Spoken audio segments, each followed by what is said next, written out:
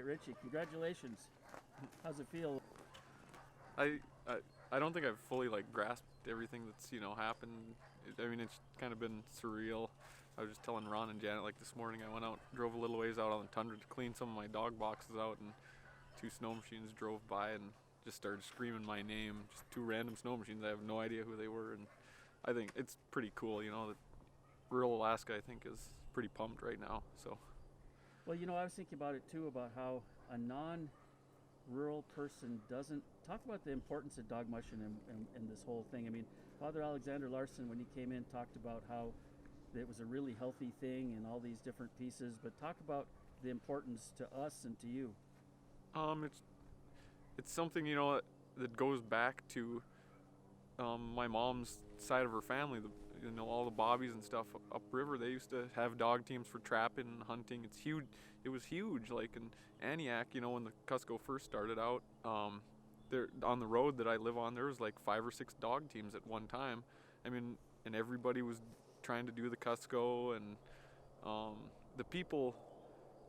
The people in Aniak, over the years, and it's not just Aniak, but all these rural villages, is that the cost of living is just so expensive, and people couldn't afford, dog teams and raising, all these dogs, and so people just slowly got out of it. And for the K300, the organization, to, keep putting these races on, not only that, but to have these big purses and stuff, that right there, it seems like it's bringing that excitement back, and getting some people in these villages, to think that they can do it and pay for the operation through these races.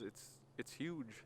But I think the fact that there was 4 out of the 5 guys in the top 5, I mean, these villages are pretty amped up about it, and they're a lot of people are going, if they can do it, we can do it too.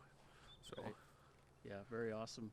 Talk about your support system. yeah, I mean, more than anything, I'd like my folks. I mean, they've always stood by me, and maybe at times questioned some of my choices and what I was doing there with this, where I was going in this whole mushing thing. But they always backed me and were there for me. And then Emery, of course, who's just the best in the world. I don't know what I'd do without her. And then like the Kaisers down here, they've always been a huge help, and I appreciate that. And then I've got like my key sponsors. I'd just like to thank Ryanair, Northern Air Cargo, the Hound House Restaurant, Eric Kubal, Ken Acton, Drew's Foundation,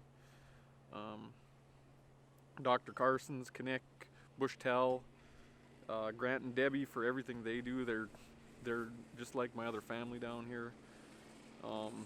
Aniak Light and Power, Goners and May Hoffman, Paul Hansen from Kotzebue, and one of my newest sponsors, Odd Man Rush Brewing in Anchorage. So, but yeah, thanks to all of them. I mean, this, like I said, being out here in rural Alaska and trying to afford to do this, I mean, without all of them, this would not be possible. So I really appreciate it.